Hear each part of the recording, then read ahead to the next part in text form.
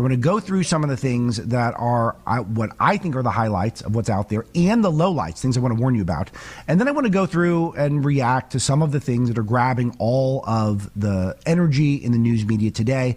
And then we have Education Secretary Linda McMahon, who is a true powerhouse. She is a maven in the business world, and she has this unbelievable task of trying to dismantle her own department while trying to get stuff done before it is dismantled. So it's very cool stuff, and I'm glad she's back because I had my first interview with her at the end of last year. So obviously she was happy with how that went, and now she's back, and now we get more attention, which is great. All right, so let me start with some of the things that I think are positive that are happening in the news, and then I want to turn to some stuff that's negative. First thing, E.J. Antoni, who's a economist who shows up a lot, talk radio, et cetera, he was highlighting, he was at Heritage for a while. During Trump's first year in office, native-born employment rose 840,000 jobs, while the number of foreign-born workers fell 97,000 jobs. So it means self-deportation is working, and it means Trump's immigration policy of being America first is netting more jobs for Americans, and it is the true America first policy because people who are here illegally are leaving, and we're not importing more people to compete with Americans.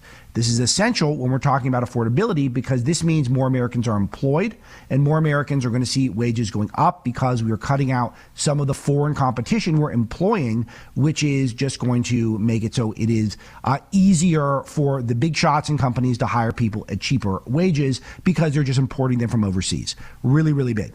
Okay, here's one that was highlighted by the Geiger Capital Twitter account, a good Twitter account. The number of federal government employees is now at its lowest level in 50 years, dropping off a cliff after Trump was elected. This is fantastic news as well. Why do we want a bloated federal government? The federal government, we've learned, is mostly just a jobs program for Democrats. That's how we got the deep state. The DOJ has got something like 100,000 people who work in it. I was talking to some people I know who are very high up at the Department of War. They think the vast majority of the people who are puttering away in the Pentagon aren't really helping warfighters. They're really just in a jobs program designed for Democrats. Trump going in and cutting fat is really, really important. Hold that thought because I'm going to add to that in a moment.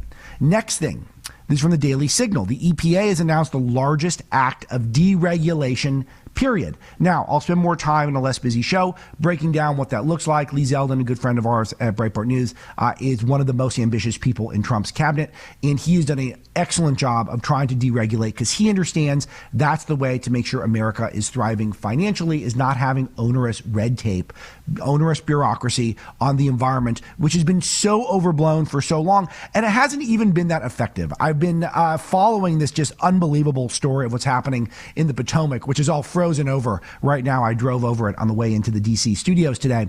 And after reporting, this is from local NBC, E. coli rate at sewage spill in the Potomac River was going down.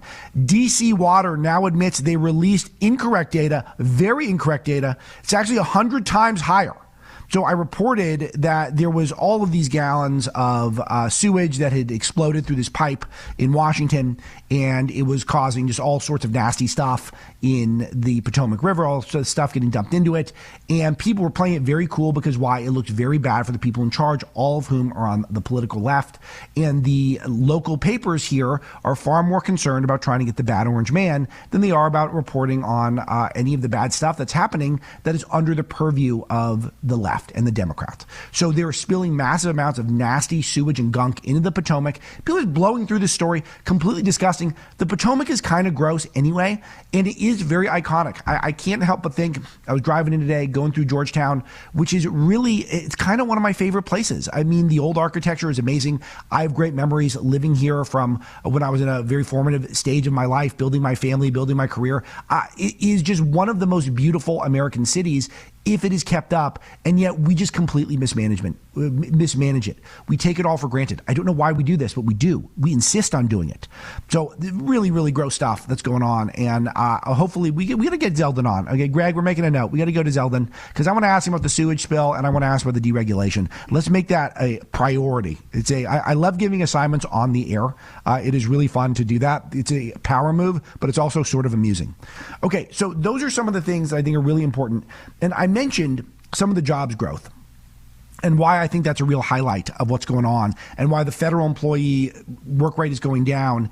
I talked to Howard Lutnick about this yesterday in our big event, and we were arranging for that to come out as a podcast. Will probably come out over the weekend, so you'll get to hear the whole thing, watch the whole thing of me as well as John Carney, my finance editor, interviewing the secretary for 40 plus minutes, probably about 45 minutes at the Waldorf Hotel here in D.C. yesterday. Fascinating stuff. I want to give you a taste of it because it is very apropos to this effort to slash government waste, at the same time grow the economy. Let us play cut 13, please, guys. Blowout numbers, 130,000 new jobs versus 55,000 expected. Unemployment rates down, wages are going up, and our favorite at Breitbart News, the federal government lost 34,000 jobs. Pretty amazing stuff. This ties into so much of the agenda. But your reaction? Well, the president is driving growth in America, right? I mean, you think about how you drive growth. You cut down your imports, right, by tariffing them. You drive your exports by opening all these foreign markets and driving their tariffs down, right? And those two things obviously drive economic growth. Then you bring $18 trillion. The president loves that number because it's monstrous. $18 trillion of domestic investment, all these factories being built here. And what you're going to get is you're going to get a manufacturing rebirth in America. You're going to get construction jobs blowing out the doors, and those are going to be followed by manufacturing jobs coming. So I think you're going to get the greatest growth the United States has ever seen. It's just great news, and there's more great news to come. When you guys see the whole interview, you'll see that he also announced, I think, a genius move to use the post office, the postal workers, to do the census. And I'll tell you, I have family members who did the census, and what ends up happening is that it takes a long time to track down people who don't want to get talked to, they don't want to get bothered, they could be insular, maybe there's illegal aliens there, or they don't want to get any undue attention to themselves, and you end up spending a lot of time on the 10, 20% who don't really want to get counted. And you know who could maybe have a better shot at that? People who know the neighborhoods, people who already have vehicles, and people who are probably not overly busy anyway, people in the postal workforce. And some of this ingenious ideas is just re-looking at things that we do in the government and trying to make them more efficient. And that is what I think we need to be talking about right now. But instead, we are talking about everything else. Nonstop Epstein, and somehow we've even got Republicans who are opposing the SAVE Act. I was looking now that Thomas Massie, the ultimate grandstander. I can tell you, I probably should have been tougher on Massie. There's so many people in my audience and even in my newsroom who had a soft spot for him. I always thought he was a big grandstander and a showboat and not someone who's here to do anything productive other than to elevate himself. But over the last year, he had this big glow up where he got his image dialed in because he's now a much younger girlfriend or spouse or something, half his age. And then all of a sudden he's just trying to stop Trump's agenda. And now he wants to stop the SAVE Act. And what this does, and this indulges all of the lies the Democrats have told about this act. Their latest push against trying to have a ID to vote is that it discriminates against women who change their name after they get married.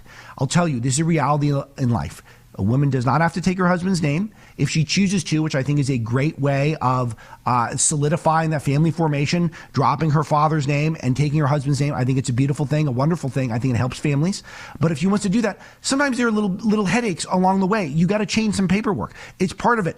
And she's acting, though not Massie specifically, but all of the Democrats are acting as though that's disenfranchising their right to vote. It's not. That's par for the course in this country.